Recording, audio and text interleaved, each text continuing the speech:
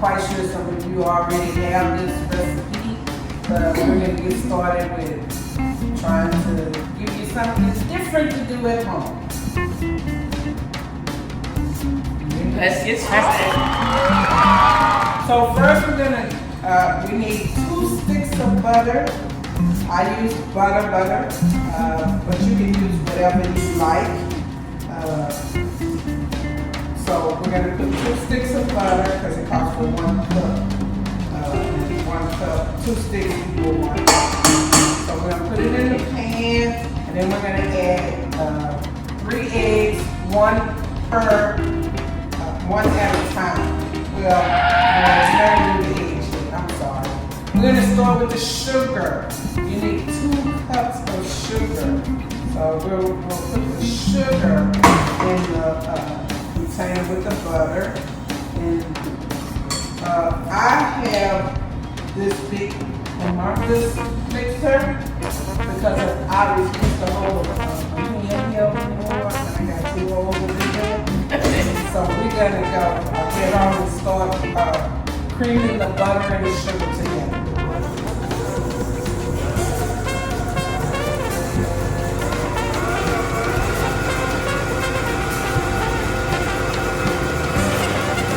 So that's pretty good, and now we're going to start adding 1 egg at a time.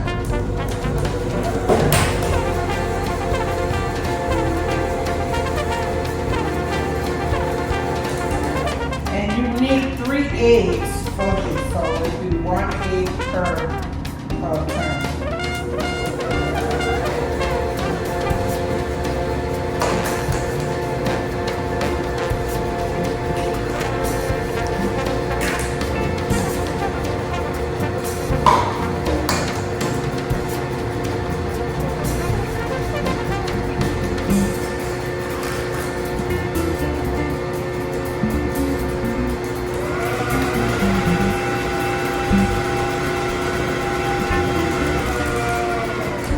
Okay, so now we have the eggs and the butter and the sugar all creamed up.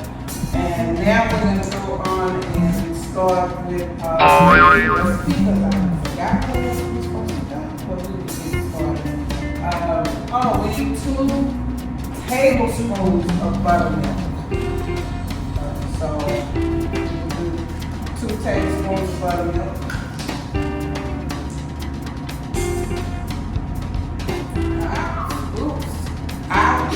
That's why I usually hold it over. So, if you waste a little bit extra, it's not a problem. Now, we're going to blend that in with the sugar cream. Sugar, eggs, and butter.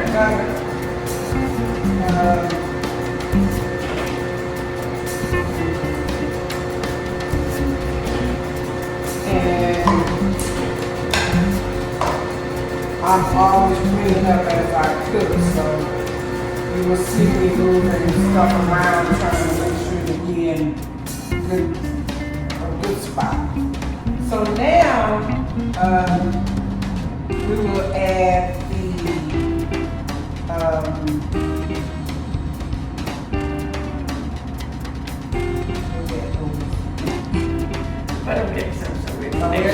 Okay.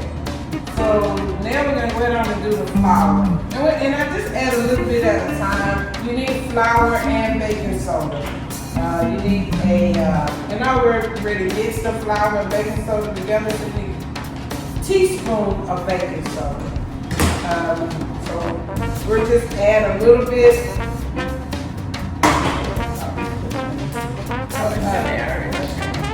So we're going to just add a little bit. I'm probably going to end up changing, no, I'm not going to do that because then I would have to move like a camera and move you guys to see me again. So we're just going to add a little bit.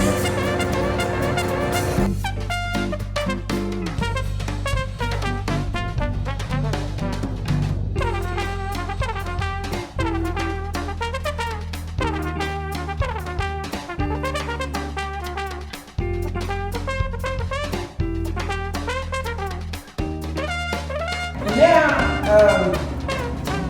You can use whatever extract you like. I'm going to use some vanilla. We're going to put a teaspoon of vanilla. You use 1 teaspoon of vanilla. We have some butter. We'll put a teaspoon of butter. So it's going to add a teaspoon of vanilla. Butter. A teaspoon of lemon extract.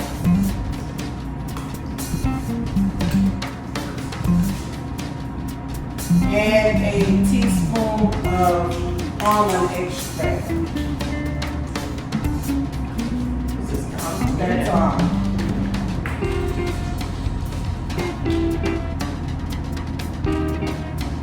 Then we'll blend that all up together.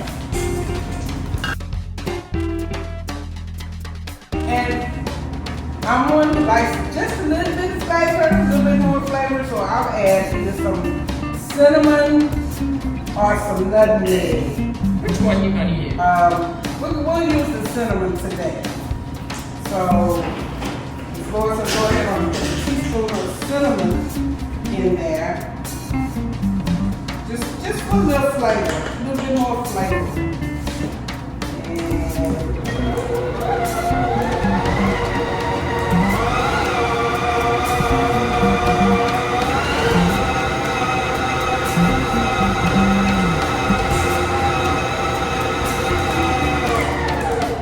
And that's it. That's all you need to do for getting it all mixed together.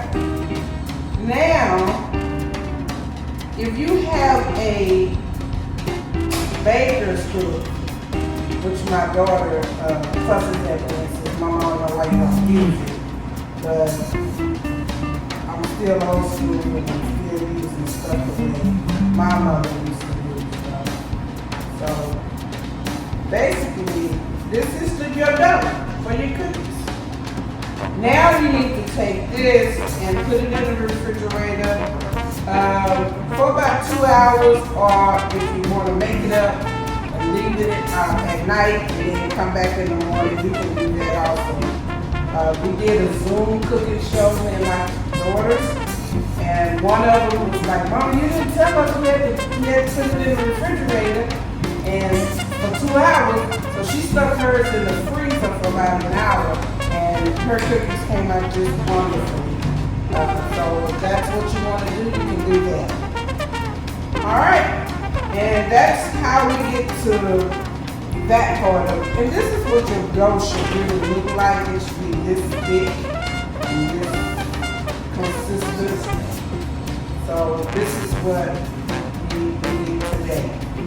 All right, and next when we come back, we'll show you the end results of the cookies. Now we're gonna take the flour, we're gonna sprinkle just a little flour on the porcelain paper so we can put the cookie dough down and roll. And now Sharon is gonna give me some dough. I'm gonna roll the dough just a little bit in the flour. And then I'm gonna knead it down. Then I'm going to take my rolling pin. You don't necessarily have to use a rolling pin, but whatever you have at home, you're welcome to use that.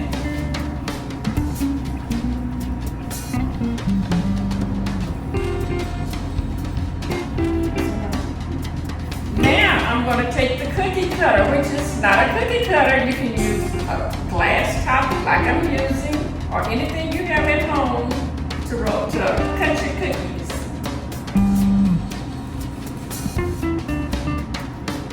Can you get the pan and spray this down for me now? Take the pan, Sharon, and spray some ham on there for me so the cookies don't stick to the pan.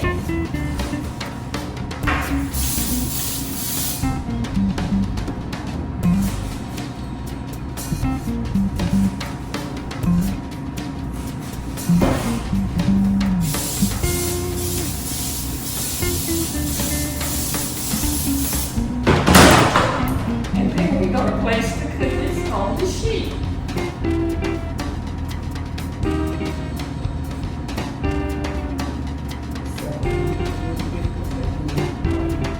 Separate the cookies out a little bit because they do expand.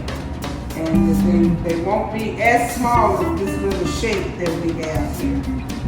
So Miss Lois is going to go ahead on and roll some more dough because as you can see, we only got 8 out of that.